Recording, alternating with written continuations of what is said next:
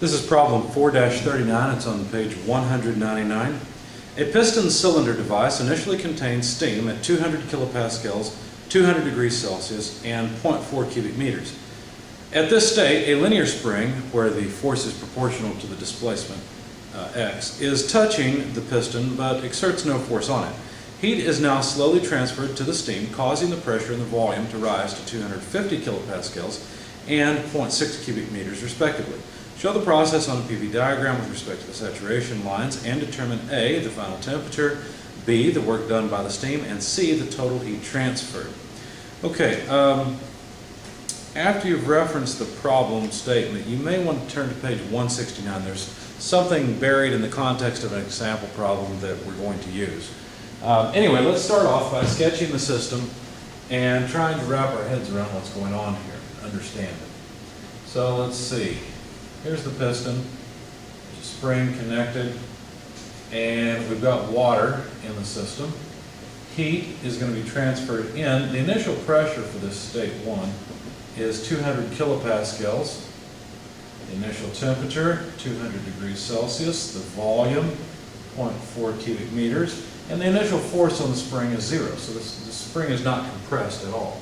Now, during the process, the force in the spring is proportional to how far it's displaced. So this would be the rest position, and X would be however far from this position that the piston moves. Now, state 2 has the piston up a bit, where the spring is now compressed, such that the pressure in state 2 is 250 kilopascals, and the volume in state 2 is 0.6 cubic meters. Now, students get confused about this spring and what's going on. They feel like the pressure is due to the gas. That's not really the case.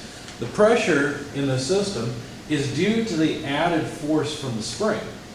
As you transfer heat to the gas is going to expand, but think about it this way. Think about just putting your finger on this piston. The farther you push the piston, the higher the force. And if you take that force per area, then that's essentially an increase in pressure. So you're increasing 50 kilopascals of pressure by just applying force. It doesn't matter if you apply that force with your hand or a hydraulic cylinder or this gas. The system mechanically responds the exact same way and will move to a very particular position, depending on, of course, on its cross-sectional area, the spring constant, etc. But this is an important thing to understand, an important thing to be able to deal with in solving this problem. So anyway, we're supposed to find the temperature in state 2, how much boundary work occurred, because obviously boundary work must have occurred. There's two pieces to this boundary work also.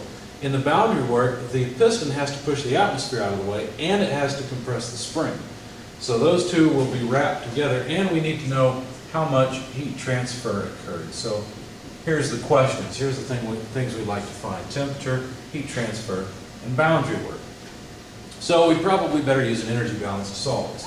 All right, energy in minus energy out equals change in energy of the system. Just a simple closed system energy balance.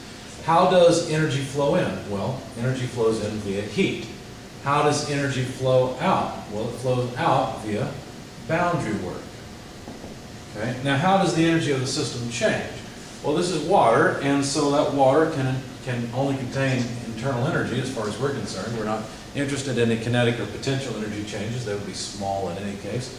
So just the temperature of the water is going to change. That's thermal energy essentially. And so we'll do this. So we want Qn, we better solve for it. Now be careful, this is not a constant pressure process. We can't just put these two pieces together and call it a change in enthalpy like we've done before.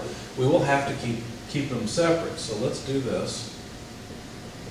If we could find out the internal energy of the water in state 1 and state 2, well then we can solve it. Now we should be able to, because look, we've got the temperature and volume in state 1. That's two pieces of information. Okay? So how will we find it? Well, the volume in state 1, all we have to do is look up 200 kilopascals, 200 degrees Celsius.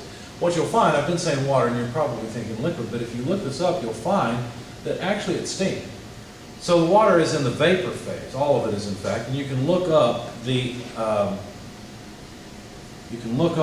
specific volume. So taking these two pieces of information, this temperature and pressure, you can go to the back of your book in the superheating tables for water and find that the specific volume, for example, is 1.08049 cubic meters per kilogram, and the internal energy, which is what we really need, is 2,654.6 kilojoules per kilogram.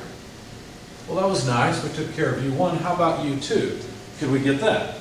Well, actually we could, but we have to be a little more careful, right? We need the specific volume in state 2. That way we could put the specific volume together with the pressure and figure out the amount of internal energy in state 2. Because as soon as you have two pieces of information, the state is solved. Now notice we're going to need the mass, and by the way, we know the volume in state 2, so if we had the mass, it would just be the volume per unit mass, right? So if we take the total volume divided by the total mass, we could find out V2, which then would allow us to look up basically U2, which we need. So that's our strategy. So let's try out.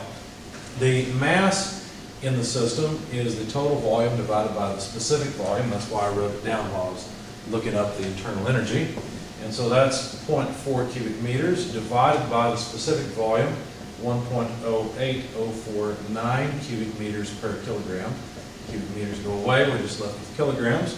And I got 3702 kilograms of mass. We're going to need that, so I'm going to write that down, I guess, over here since we figured it out. M equals about 0.3702 kilograms.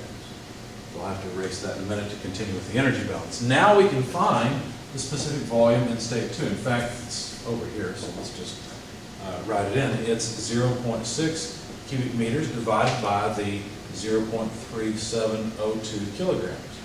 Okay, when I plug that into my calculator, I found that it's 1.6207 cubic meters per kilogram. For the sake of space, let me just erase it and write in the number. 1.6207 cubic meters per kilogram.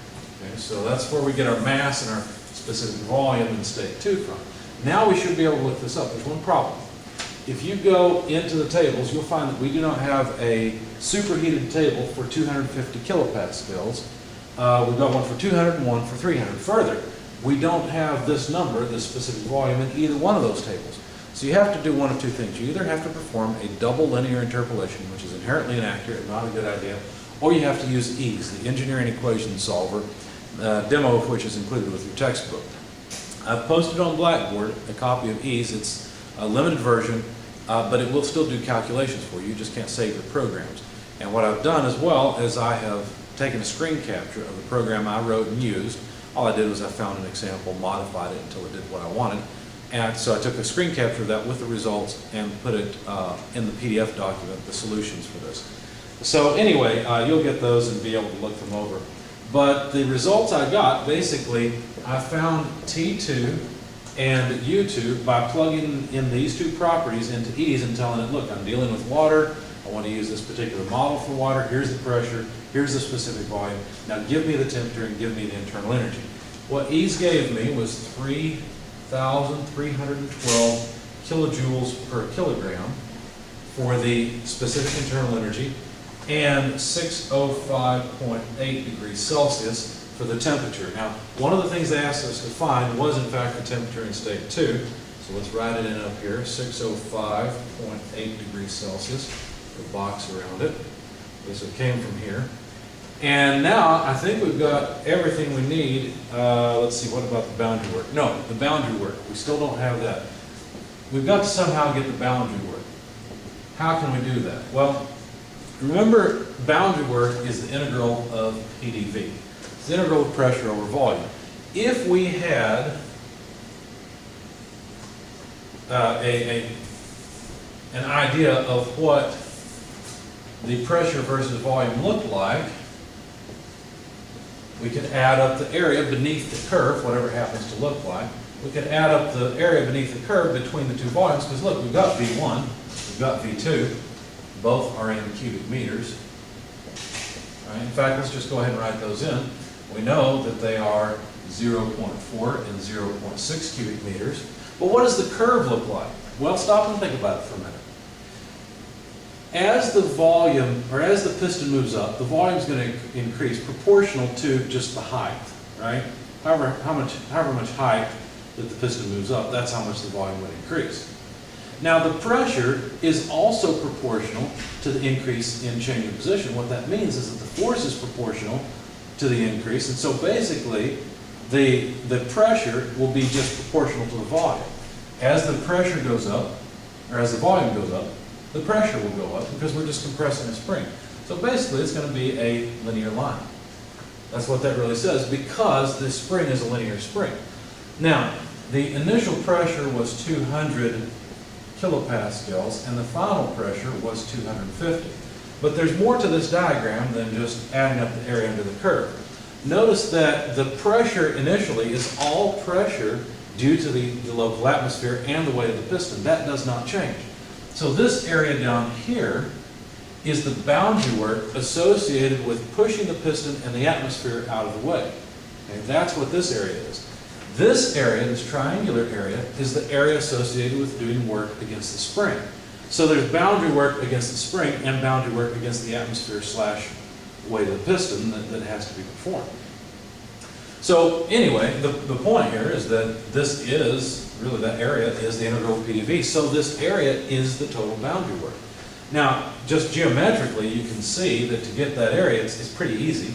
Just take P1 plus P2 over 2, right? That's going to be the average pressure, and multiply it by the change in volume. Now, this is something that your author did on page 168, 169 in the context of example 4-4. If you look at figure 4-10 off to the side, you'll see area 1, area 2 in a diagram much like this. And that's where this concept comes from. And it's just an easy way to calculate the boundary work. So this is, in fact, the boundary work. Okay? So let's get rid of the figure and now actually calculate the boundary work. We'll get a number for it. And let's see. So pressure 1, 200 plus 250 over 2, and these are, of course, kilopascals, multiplied by the change in volume. In the interest of time, I'll just take the difference in my head. 0.6 less 0.4 is 0.2. Oh, very good, 3. There we go. And when I plugged all of that into my calculator, I came out with 45, and I'll just write it over here since it's one of the questions. 45 kilojoules of boundary work. Why is it kilojoules? Because a kilopascal times a cubic meter is a kilojoule. So now we've got all of the pieces that go into this puzzle for Qn, and that should be all we need. So let's calculate the heat transfer. Mass, 0.3702 kilograms. Internal energy state 2, 3312. Internal energy state 1, 2654.6 kilojoules per kilogram. Notice the kilograms go away. That takes care of this first bit. Plus, so we're taking care of that, plus the boundary work of 45 kilojoules. When I plugged all of that into my calculator, I came out with about 288.4 kilojoules of heat transfer required. So if I'm going to be consistent, I guess I'll write it here, 288.4 kilojoules. I'll make a bent box, but there we go. So there's the answers. 606 degrees Celsius or so, 45 kilojoules of boundary work, and 288.4 kilojoules of heat transfer.